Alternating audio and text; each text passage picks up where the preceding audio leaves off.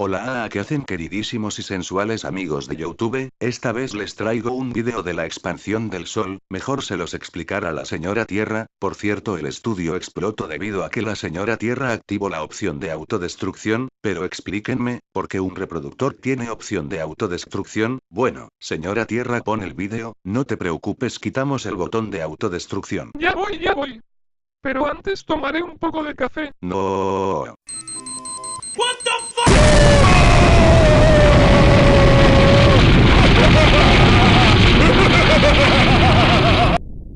¿O no? ¿Lo hice otra vez? Bueno, corre video.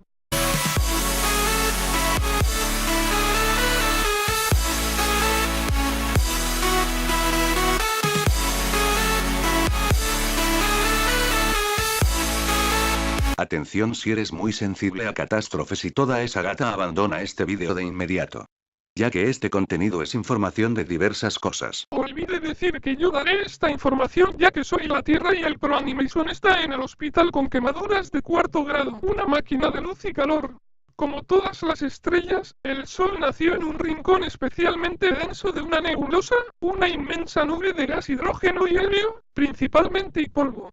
Una nebulosa perdida en un rincón bastante marginal de la galaxia. Fue hace unos 4.600 millones de años.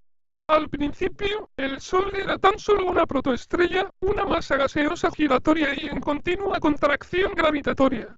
Pero llegado cierto momento, la presión y las temperaturas en sus zonas centrales fueron tan altas, que los núcleos de hidrógeno protones comenzaron a chocar violentamente, fusionándose y formando helio. Un proceso generador de energía, luz y calor. El Sol se había encendido. Desde entonces, nuestra estrella no ha hecho otra cosa que consumir su propio hidrógeno central para funcionar. Actualmente se calcula que cada segundo el Sol convierte unos 700 millones de toneladas de hidrógeno en helio. Durante la transformación, una parte de esa masa inicial se convierte en energía, la luz y el calor que el Sol emite, a ritmo furioso y sostenido, desde su nacimiento. Y ese mecanismo es crucial para su propia supervivencia. Las reacciones termonucleares que se producen en su corazón, a unos 15 millones de grados, sostienen al Sol y evitan su derrumbe gravitatorio. Hay un precioso y vital empate de fuerzas. La presión de los gases y la radiación que emite el núcleo contrarresta la acción de la gravedad. No es una casualidad, ni un milagro. Sin ese empate físico no hay estrella posible. Y mientras ese empate continúe, el Sol funcionará perfectamente. El problema, justamente, es que el empate no puede durar para siempre. La muerte del Sol, economía de guerra, los mismos mecanismos termonucleares que hacen funcionar y brillar a la maquinaria solar son y serán los responsables de su lenta y fatal metamorfosis. Desde su nacimiento, el Sol ha ido consumiendo su combustible central, creando helio. Y lógicamente, sus reservas no son infinitas. Las estimaciones actuales indican que el Sol ya habría gastado cerca de la mitad de las reservas de hidrógeno de su núcleo. Y al mismo tiempo, ha ido acumulando más y más helio en su corazón. Pero en principio, ese helio central que se va acumulando, es inerte, no fusionable. Por lo tanto, para seguir adelante, el Sol ha tenido que autoajustarse, contrayendo y calentando progresivamente su núcleo. Como resultado, las fusiones termonucleares se han ido acelerando.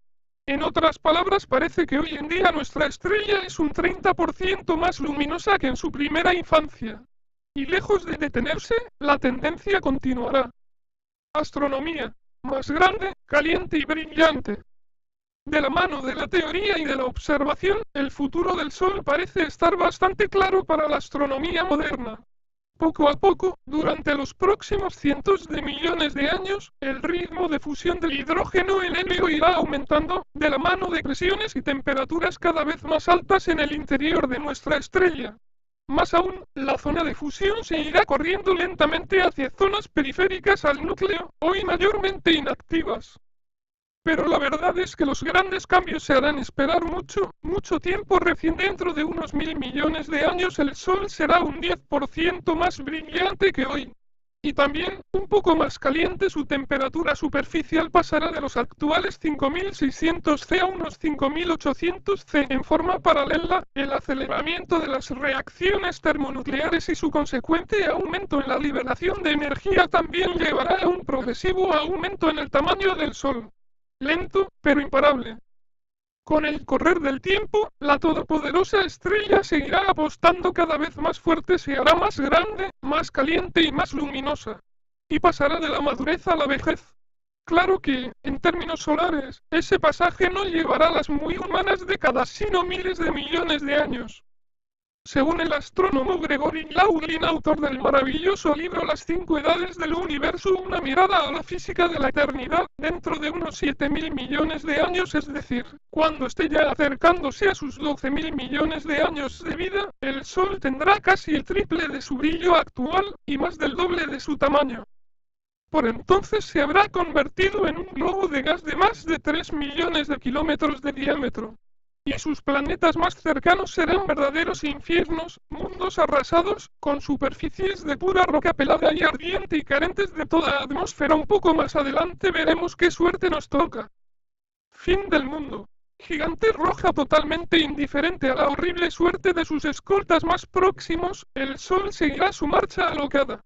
Cada vez más grande, caliente y brillante, su acelerado núcleo latirá con más furia, quemando más y más hidrógeno. Y cuando haya alcanzado los 12.000 millones de años, la que alguna vez fue una estrella normal ya se habrá convertido en una grotesca versión de sí misma, una gigante roja, un descomunal globo gaseoso de unos 150 millones de kilómetros de diámetro. Tan grande que el pobre Mercurio será atropellado y convertido en pura ceniza planetaria. La hinchazón del Sol como gigante roja marcará el inicio de la última y más catastrófica etapa de su vida, ya sin reservas de hidrógeno en su núcleo, todo será helio. Al principio, y sin mayor resistencia, la gravedad ganará la pulseada contra la radiación central, obligando al colapso de la estrella. El Sol retrocederá, y se achicará momentánea y dramáticamente. Pero esa contracción levantará inevitablemente la presión y la temperatura de su corazón. Y entonces, al alcanzar unos 100 millones de grados, aquel helio inerte se verá obligado a fusionarse, convirtiéndose en carbono y oxígeno. La maquinaria estelar reavivará sus fuegos termonucleares. Y con más furia aún el Sol volverá a hincharse, iniciando su segunda y final etapa de gigante roja, en medio de violentos, breves y sucesivos flashes de helio. Esa estrella que hoy vemos en el cielo, con su casi 1,5 millones de kilómetros de diámetro, se habrá transformado, por obra y gracia de sus propios mecanismos internos, en un monstruo de 300 millones de kilómetros, el tamaño de la actual órbita terrestre. Y habrá cumplido unos impresionantes 12.300 millones de años. Sistema solar, los últimos latidos. A esa altura, al Sol ya le quedará muy poco por vivir. Viejo, hinchado, enrojecido por fuera debido al enfriamiento de sus capas externas y quemando sus últimos cartuchos. Los últimos, sí, porque una vez que el helio central se haya agotado, cosa que le tomará apenas unos 100 millones de años más, su corazón será casi todo carbono y oxígeno. Nuevos elementos que, a falta de las presiones y temperaturas necesarias del orden de los cientos de millones de grados, el avejentado núcleo solar será incapaz de fusionar en otra cosa como para seguir adelante. Apretujado hasta límites casi inconcebibles por el peso del resto del Sol, ese núcleo inerte de carbono y oxígeno, incapaz de seguir generando energía por fusión, se convertirá en una suerte de carozo gaseoso hiperdenso, una enana blanca. Un cuerpo tan pequeño como la Tierra, pero con la mitad de la masa del Sol. Y en consecuencia, con una densidad verdaderamente asombrosa, 1 a 3 toneladas por centímetro cúbico. Un engendro físico que solo se salvará de un colapso aún mayor gracias a la resistencia de sus electrones sueltos. Las estrellas mucho más masivas que el Sol dan lugar a cadáveres estelares aún más densos, como las estrellas de neutrones y los increíbles agujeros negros. Todo eso ocurrirá con el núcleo del Sol. ¿Y el resto? Lenta, gradual e inexorablemente, las capas medias y externas de aquella gigante roja se irán desgarrando hasta formar una nebulosa planetaria, una inmensa y colorida burbuja de gases en expansión que dejará al desnudo el núcleo de la estrella, convertido en enana blanca. El término nebulosa planetaria puede confundir, pero proviene de la astronomía del siglo XIX y tiene que ver con el aspecto telescópico de estos residuos estelares, que parecen discos, como los de los planetas. El cielo también está lleno de estos fantasmas cósmicos, como las famosas M57, la nebulosa Anillo, o la NGC 7293, la nebulosa Helix, que acompaña este artículo. Son los vestigios sutiles de estrellas que ya han muerto. Mirar nebulosas planetarias y sus enanas blancas centrales es, en cierto modo, asomarnos al destino último del Sol. Sol. Triste, solitario y final. Enana blanca y nebulosa planetaria, eso será el Sol dentro de casi 8.000 millones de años. Y luego, la pura decadencia. La nebulosa planetaria se irá disolviendo en el espacio circundante, devolviendo gases reciclados al medio interestelar. Y la enana blanca, aquel pesado corazón del Sol, que inicialmente será un objeto muy caliente y brillante, irá enfriándose muy lentamente. Hasta que, finalmente, se convertirá en una enana negra, una suerte de bola de ceniza estelar, triste, fría y oscura. Y la Tierra. La verdad es que poco importa saber si, en su expansión final, el Sol se devorará o no a la Tierra. Sobre este punto, hay modelos que no se ponen de acuerdo.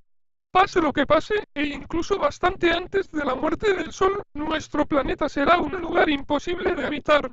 Con temperaturas horrendas, océanos evaporados, superficies de roca fundida y una atmósfera completamente arrasada. Y más allá de que se salven o no del incendio final, el resto de los planetas y sus lunas quedarán sumergidos para siempre en la oscuridad y el frío más crudos que el universo tiene guardados. Si aún estamos por aquí dentro de 2 o 3 mil millones de años, la humanidad en la forma que exista deberá emprender un éxodo final y definitivo hacia otras regiones de la galaxia. Será el momento de hacer las valijas y salir en búsqueda de nuevos mundos habitables, al amparo de la luz y el calor de soles jóvenes y prometedores. Nuevos horizontes para escapar a lo inevitable. Muerte del Sol. Epílogo. Aquel Dios venerado por todas las culturas y en todas partes de la tierra, aquel Dios que parece mucho más razonable, palpable y cercano que tantos otros dioses, vivirá una vida muy larga, es cierto. Tan larga que a su lado toda vida, todo acontecer y toda historia humana parecen reducirse a un mero y efímero parpadeo. El Sol nos ha visto nacer y nos verá morir. A nosotros y a todas las generaciones humanas, pasadas, presentes y futuras. Sus tiempos son los tiempos de las estrellas, aquellos otros soles, mucho más lejanos, que vemos noche a noche. Tiempos que nos abruman y nos espantan de solo tantearlos con la imaginación. Pero son tiempos, no eternidades. Dentro de miles de millones de años el Sol caerá rendido. Ya sin resto para reavivar sus fuegos sagrados, completamente desmantelado y con su corazón a la vista, nuestra estrella vivirá sus últimos momentos. Y luego se apagará para siempre. Ya sin el Sol, el universo también se habrá muerto un poco. Ya volví, espero que les haya gustado, y si llegamos a 30 suscriptores haré un especial y les pediré a 4 suscriptores que salgan, porque ustedes son muy sensuales. Hasta luego, adiós. Por favor dale clic en suscribirse para que veas más de mis vídeos. Hazlo, yo sé que tú quieres. ¿Por qué no lo haces? Hazlo porque no lo haces.